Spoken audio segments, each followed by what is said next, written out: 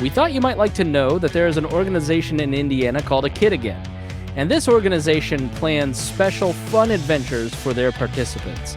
Their participants are families that have a child who is suffering a life-threatening illness and their siblings. Oftentimes, that can lead to a lot of isolation. What they do is they plan these really fun adventures to places like the Fort Wayne Zoo or Kings Island to help these families bond together and build community. It's a really cool organization. I'll be speaking today to Katie Pappas, who is the executive director of the organization, as well as Caroline Joliet, who is the president of their Indiana University Club that helps raise volunteers through the student body there. So stay tuned here on the Chris Spangle Show. Thank you, Katie Pappas, for being here. I really appreciate you coming back on the show. Glad to be here. Thanks for inviting me back. And Caroline, it is great to meet you. Caroline Joliet, the president of A Kid Again, Indiana's University Club. Thank you so much for being here as well. Yes, thank you for having us. I'm excited. So we always want to start with what is the organization A Kid Again? So tell me a little bit about what you do over there, Katie. Sure. So at A Kid Again, we provide adventures for families raising kids with a life-threatening condition. And we're unique because our adventures include the entire family. We don't want to leave the siblings out, so we invite them along to these adventures. They're also group-based, so we're not just inviting one of our families, we're inviting all of our enrolled families to come to the zoo or the children's museum or the water park and just have an afternoon of fun. And then the really cool thing about that I love about A Kid Again is that we try to do this every single month. So we're creating that cycle of anticipating something fun, you know, that bright spot on the calendar. You and I look forward to birthdays or vacations or whatnot. For some of the families that we serve, you know, they don't get that opportunity because their child is too fragile and can't travel, or the financial burden is too much because of medical bills. So we take care of planning all the fun, and all the families have to do is just show up. Yeah, you made a great point during our interview previously in 2020 on a different program, which you can hear at indianapodcast.com. I think we were a month into COVID, maybe 2 months, and that was the most extreme part of the isolation for a lot of us. And it kind of gave all of us a great place mentally to picture ourselves as, you know, kind of isolated. And I never really thought about somebody who, you know, had a child with a life-threatening illness and the kind of the isolation that they go through. And I remember saying in the interview, like, I get to go to a business meeting tomorrow, and I'm so excited. Yeah. So can you talk about what families experience, you know, in this situation? And then what do they experience on the day that they actually get to come and hang out with you on one of the adventures? Sure. Yeah. I mean, that sense of isolation, again, you know, from a Kid Again staff perspective, we all kind of had that light bulb moment during COVID, really, truly understanding what it meant to be isolated, to have to wear a mask to make sure you were protected. Some of these families that we serve have been doing that for years, and they don't know anything different. Making sure you are sanitizing your hands all the time. That was second nature to them. But if you think about too, you know, if you've got a child with a tracheotomy, or a child that's in a wheelchair, or a child that doesn't have any hair, they're looked at and stared at, possibly in larger situations. And so they get scared or intimidated, or they start to really truly fear being out in public. And so, you know, they might want to become isolated and stay at home and not go out and have fun. So what we do is remove all those barriers, or as many barriers as we can, to get these families in a place where they feel accepted and they feel normal. The best example that I could share, last year, we hosted one of our biggest adventures at Kings Island. It's a collaborative effort among a few of our chapters. We had almost 5,000 people join us at Kings Island for the day. Holy cow. And, yeah, that's a lot of people. We had a mom send us a note after that adventure to say, thank you so much. And she proceeded to go into the story of telling us that her daughter, who's 15 or 16, in a wheelchair, has no hair, was very nervous to come to Kings Island and be in such a large space because she knew she looked different. And mom said, when we walked through the gates at Kings Island, they immediately saw 5 or 6 other kids in wheelchairs and 5 or 6 other kids with no hair. And she said her daughter just like took this deep breath and was relaxed. And I might cry when I say this, but you might make me tear up. Mom then told us she didn't take a single picture that day of their family having fun. But it was because they were having so much fun. She didn't even think to pause. They were just enjoying the day as a family, making a memory together. And she said, even though she has no pictures to look back on, she knows that her daughter felt normal. She felt at ease. They had fun as a family. And that was the most important part.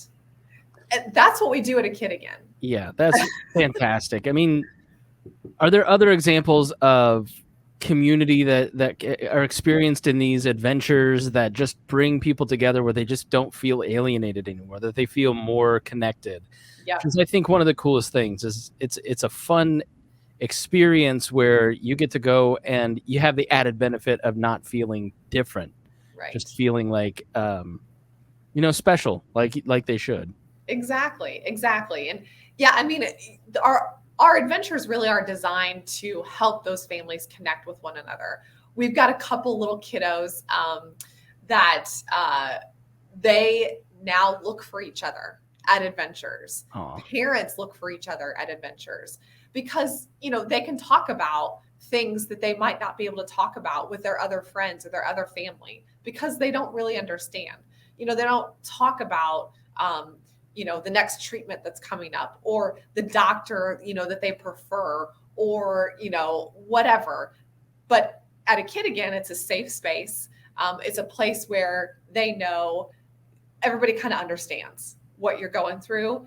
And once, we just want you to have fun and just take a break, not think about that medical stuff, on the surface, right? Some will look at us and say, oh, you're just taking families, to the zoo or to Kings Island or whatever. But what we're really truly doing is supporting their mental health.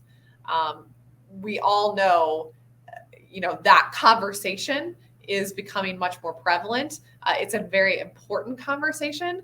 And it's really applicable to what we're doing and how we're helping these families. Just take a time out from illness, one of our taglines. Yeah, and you're not just helping like the kids and the parents, but you're also making sure that siblings are included. Can you talk about how important that is?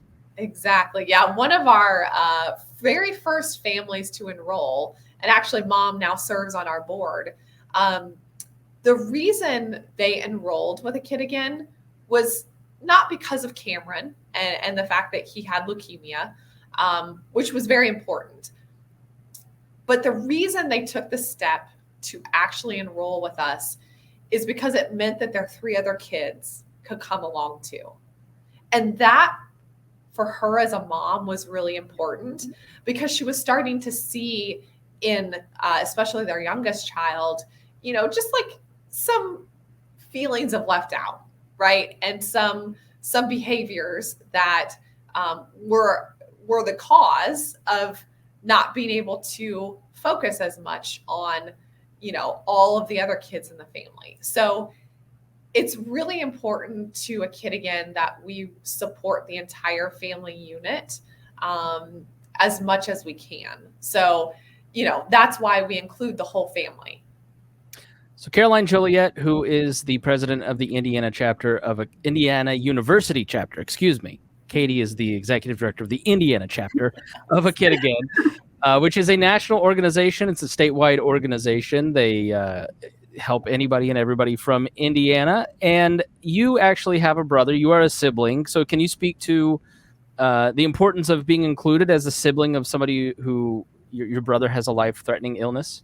Yeah, absolutely. So when my brother was diagnosed at 13 or 14, I'm just a year and a half younger than him. So I was very conscious of what was happening, worried about obviously his health and safety, but also trying to help shield my younger siblings from some of it, while my parents were worrying about taking care of my older brother. And so when you're talking about these adventures where really the whole family gets to take a deep breath and not have to worry about illness or all of the things that come with treatment or all of the time that you have to spend at the hospitals and clinics and all that jazz, it really is a special moment to be able to just enjoy each other's company and make those memories without having that kind of gray cloud over your head. So when I heard about A Kid Again and when I started to get involved, that was one of my driving forces for continued involvement. Just knowing that obviously the affected kid is so important, and making sure that they feel supported and the parents feel supported is so important. But it's not just that isolated incidents. It's very much so the whole family that's involved in these illnesses. So this show is also broadcast as a radio program to Indiana and college radio stations across Indiana. And it also airs here on the Chris Spangle Show podcast. And one of the reasons we have Caroline on is that she started her chapter at her high school and has carried that on to her college. So we wanted to, let the kids listening know that is an option for you. Caroline, can you talk about why you started a chapter and what does that mean, and how did you get involved in A Kid Again, and how did you reach out to Katie? Yes, absolutely. So I had actually known Katie through my mom, through a previous position that Katie held, and when my mom was telling me about this new organization that Katie was moving to, I instantly reached out and just asked, like, how can I get involved? This sounds amazing. Like I mentioned, my brother was diagnosed right around that time. So I was or a couple years earlier, I guess at that point, I was pretty motivated just to get involved in whatever way I can. And I think why Kid Again is really special is because it also focuses on quality of life. So you talk about all these amazing organizations that really put in the money and the volunteering and the efforts to extend life as much as possible and to make these amazing cures and treatments come out for these kids. But sometimes we get lost in the sense that these kids are still kids, and we still need to be able to serve them on a day-to-day quality of life level. So from that, I kind of looked at the current maybe landscape of volunteer opportunities available, especially for high school students. And there just weren't any that really talked about quality of life or how people could get involved. And then that direct involvement could help somebody else in a very meaningful and deep way. And when I saw that kind of niche open up, I instantly decided to create a club and start something where we could just share these opportunities with other students that want to have that one-on-one, really deep connection with what they're doing, what they're spending their time doing. Like you said, that carried over to the college level, where I think the same niche is still open at a lot of colleges, where there's a lot of organizations that are amazing and really focus on the research and how can we make this research better and better. But we're missing out on the day-to-day still. And that day-to-day is just as important as the long term. When we're talking about COVID and kind of this idea that we all experienced of not having something to look forward to, that's something that these kids face every day. And I think having that COVID kind of experience for all of us opened my eyes, at least, to the fact that having something exciting to look forward to is just as important as, not just as important, but we of course want to get to the next stage of life, but we need some motivation to get there. And the mental health component of that is huge. So yes, that's kind of why I wanted to get involved initially and how that started. So were you planning out events for high school students? Were you just working to raise money for the state organization? Were you recruiting people to join? So tell me a little bit about the work that you did in your high school and that you're doing now at the college level. Were you serving the people in that particular high school that had this particular issue, or were you a support organization for, or both? Kind of some of both. So really my intention with creating this club in high school was to be able to have a space where we were able to share these amazing volunteer opportunities with our student body.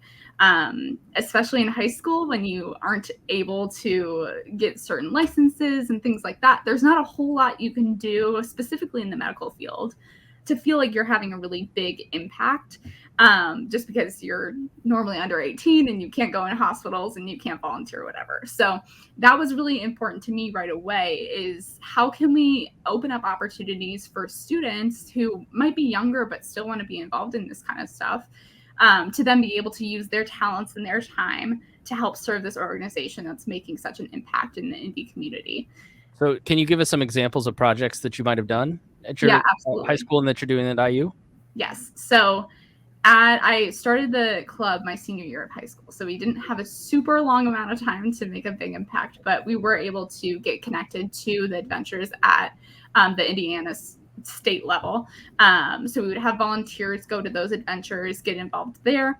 And then we also did what was called Hunt for Hope, which was a fundraiser, scavenger hunt type situation, where students came and did a scavenger hunt, raising money for the organization. So those two were kind of the big two instances. Now at IU, the organization does some of the same stuff. We still are a huge feeder for adventures at the state level, for volunteers, at least at the state level. Another thing that we started during COVID, because there weren't very many adventures available, was the Pen Pal program. So we actually based it off of the Ohio State chapter Pen Pal program. And what this program allows for is a one-on-one college student to pen pal connection. So we are able to actually get to know the kids that we're serving on a much deeper level. And we also send them a fun little sticker each month. So it's like a little thing to look forward to. So that was a huge ad at the IU chapter that has grown like crazy, and we're so excited to see it. It's been super rewarding for both our families, but also our students, to be able to see that the time that they're spending is making an impact. So you're not only helping plan the activities, you're recruiting students to come and help and volunteer and be pen pals. Katie, can you talk about the importance of, what Caroline's doing and how how this would work if someone wanted to start one at their local school? Yeah, I mean, we couldn't be more thankful and proud of Caroline and what she's built at Carmel High School and also at IU. We do also have a club established at Purdue University. So when you talk about the importance of what these students are doing, it's tremendous for a couple different reasons. One, in general, for us as a smaller nonprofit, it just raises our brand awareness and understanding of what we're doing and the impact that we're making.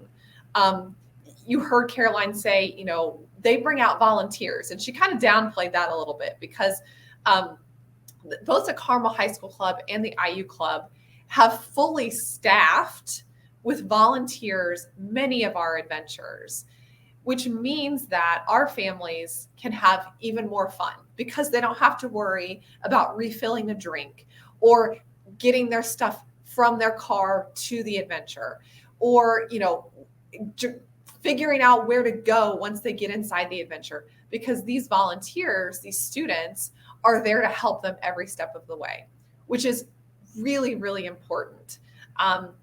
The other thing that really is important when we talk about these students getting involved is they are truly going to be our future leaders, right? In many different ways. Business leaders, community leaders, they are going to make an impact as they continue to grow in their personal and professional lives. And so for them to have the knowledge and understanding of what a Kid Again does now and feel connected to the families and to our mission is so important as we continue to grow. These are, for lack of a better phrase, kids helping kids right now. But these are going to be our future leaders that are continuing to make an impact as they, again, grow in their careers and think about the legacy that they're going to leave. Now, Caroline, I've read on the internet that teenagers are just selfish and college students are lazy. So, how could you possibly find volunteers and get these events staffed? Like, what is your secret? How do you do it? Am I right or am I wrong? I think yes and no. I mean, it depends, right? It's But okay. I know some of them are, but I think it's just like, I think it's really cool that you've been able to staff these events going to your age group. And I imagine if I'm a student out there listening, thinking about starting this, my initial hesitation would be, there's no way I can get my friends to do this. absolutely. I think one thing that makes a Kid Again really different from a lot of other well, I shouldn't say a lot of other volunteer organizations, but what makes it special to me is the fact that the work that we're doing is so impactful. And as a volunteer, you see the smiles and you see the laughs and you see those moments of memory making that you just know don't really exist past the adventures that we create, depending on the family sometimes. So when we're talking about how do you get kids involved and staying involved in an organization to begin with, because that's hard at a high school level or a college level, the key that I've found is to really lean into the mission and the purpose of a Kid Again. The work that we're doing is so rewarding on when you're there at the adventures, when you're seeing the amazing moments that these kids are having. That is rewarding enough to motivate any even lazy college kid, even selfish college kid to stay involved, because they see that exactly what they're doing, the work that they're putting in, the time that they're putting in, is making an impact in the world. And I think when we're talking about the future leaders and how we can form a great community just in general, this kind of philanthropic mindset of thinking about what you can do for other people starts at this level. It starts at volunteering and seeing the impact that you're making. And that is just a snowball effect. It just keeps going from there. So that's how we've been able to kind of keep involvement at the level that it has been, even through COVID, even through all the different changes in life. Talking to Caroline Joliet, who is the president of the Indiana University chapter. I cannot get that right to save my life. And Katie Pappas, who's the executive director of A Kid Again Indiana, again, a national organization, and they serve the state of Indiana. So, Katie, do you go around the state to different parts of it? Do you meet in central Indiana? I know you said Kings Island. Where do these adventures take place? How do you make it easy on the families to get to them and to participate? Yeah, great question. We do, like you said, we serve the whole state. So we've got families enrolled from Elkhart to Evansville and everywhere in between. Right now, full disclosure, most of our adventures are here in central Indiana. We are working very hard and actually hosting Friday evening our very first very large adventure in Fort Wayne at the Fort Wayne Zoo. I think there are over 400 people signed up to attend, which is amazing. Our biggest hurdle, right, is awareness and finding these families in the smaller communities across the state to enroll. We definitely want to take adventures on the road. I want to see an adventure in South Bend and one in Elkhart and one in Evansville. Bloomington, we're doing later this year. So we definitely want to take the adventures on the road to remove that burden. So we're working really hard, again, to enroll families and raise awareness and have these kinds of conversations with as many people as possible to drive increased enrollment for what we're doing. Unfortunately, I can't do an adventure, right? If only 5 or so families are enrolled in one part of the state, there's got to be, a good number of families there so that we can start, picking up the phone and having conversations with, local baseball parks or water parks or whomever to say, hey, we want to come and have, a fun event at your location because we're going to bring 200 or 300 people. That typically will help us, get the attention of leaders in the community. So, we'll continue to grow across the state. We've got an incredible board, an incredible army of volunteers that are helping us make connections with, not only hospital systems and those in the healthcare, world, but also similar like-minded organizations that might be serving, a specific disease population that would qualify as well for a kid again. So really trying to create those great community partnerships, because we also think it's really important to do that and to be a great collaborator in every community that we're in, so that we can make things a little better, right? If we aren't all working together, what are we doing? And so let's play nice in the sandbox, and let's know what other organizations are doing, so that we can help each other. So when you go to the Fort Wayne Zoo, is there a cost to the family? How do you offset the cost? Do you get discounted tickets? Is it free? How do they afford to pay for that? So no cost to the families for any adventure that they attend. That's That great. will always be free. We will always pay for tickets for entry, parking. We'll provide some sort of food, whether it's a snack or a full meal, and then also a gift for every kid in the family. Again, making sure that siblings feel included is really important to us. So a family can choose to attend one adventure that we host. Kings Island is a very popular one. Or they can come to every single adventure that we host until that enrolled child, who kind of represents the family in our database, until that child is 20 years old. So we've got families who have a 6-month-old that unfortunately has leukemia, but they're enrolled. And so they're going to be able to come to many, many, many adventures with us until that little boy is 20. And that's the kind of ongoing, community kind of like support that the adventures provide them. So I was looking through some of the materials. What is the last thing your company spent $385 on? Can you talk about being a sponsor to help offset some of these costs for companies, and how can regular folks like me make a donation? Yeah, that's a great question. As I think you had mentioned, we'd spoken before, Chris. I think at the time we had about 200 families enrolled, which, You've we say on exploded, average, for sure, yeah. Yeah, we say on average is about 4 people per family, right? So a little under 1,000 people we were serving at that time. We have grown significantly since the last time we spoke. We're serving almost 600 families now.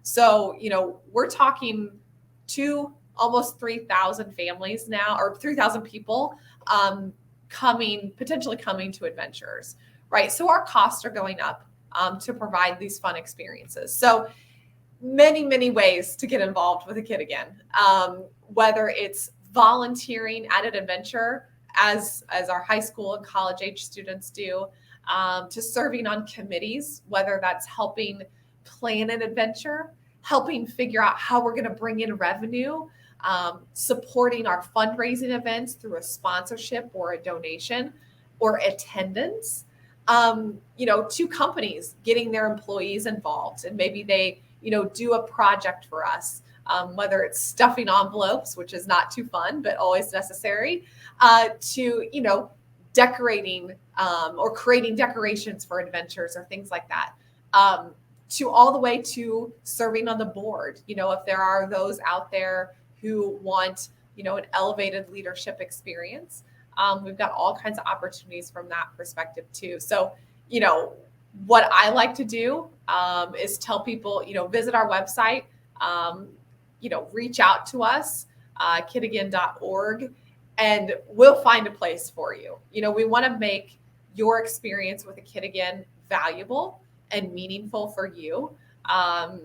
Just as we've done with Caroline and the clubs that she's created, we want those to be great experiences for those students as they continue to grow. So there's all kinds of ways to get involved, never short of a need over at a kid again.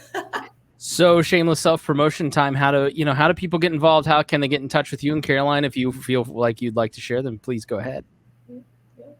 Caroline, you go first. Yeah, I was going to say I can go first. So if you're interested in getting involved on a high school level, either at Carmel High School or at another high school, you can reach out to at Carmel High School. I believe they have a club page or an Instagram that you can reach out to. Or you can, of course, reach out to us at A Kid Again Indiana. We always have that information as well. At IU, you can find us on the Be Involved page through IU.